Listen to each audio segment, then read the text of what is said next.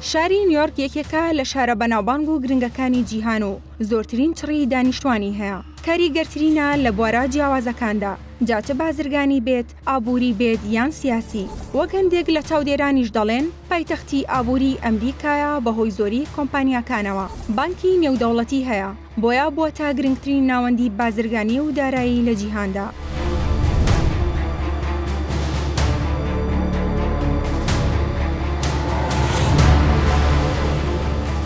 سەرەڕای هەموو ئەمانە، شاری نیویۆرک ڕوبەڕووی چەندین قەیران و کێشەی درێژخایەن دەبێتەوە کە کاریگەری لەسەر ژیانی زۆر کەس لەم شارەدا هەبووە.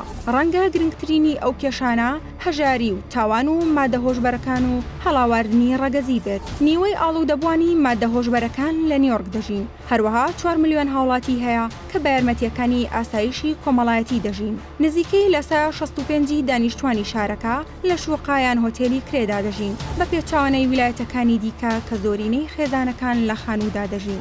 زۆربەی خانووەکانی شارەکە کۆن و پێش ساڵی 1940 زایانی دروستکراون و پێویستیان بە نۆژەنکردنەوە هەیە.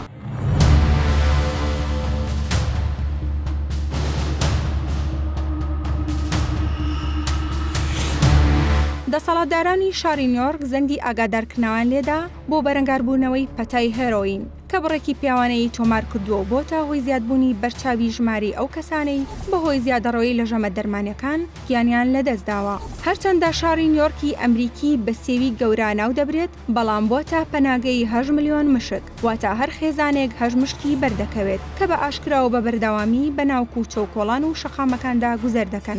زۆرینەی خەڵکی نیویۆرک بێئاگان لە بوونی دوورگەیەکی بچووک بە ناوی دوورگەی هارت کە گەورەترین گۆڕی بە کۆمەڵ لەخۆ دەگرێت و نزیکەی ملیۆنێک کەسی تێدا نێژراوە. دوورگەی هارت بە گۆڕستانی ئەو منداڵانەدا دەنرێت کە دوای ماوەیەکی کەم لە لەدایکبوونیان گیانیان لەدەستداوە، لەگەڵ هەژاران و بێماڵ و حاڵەکان.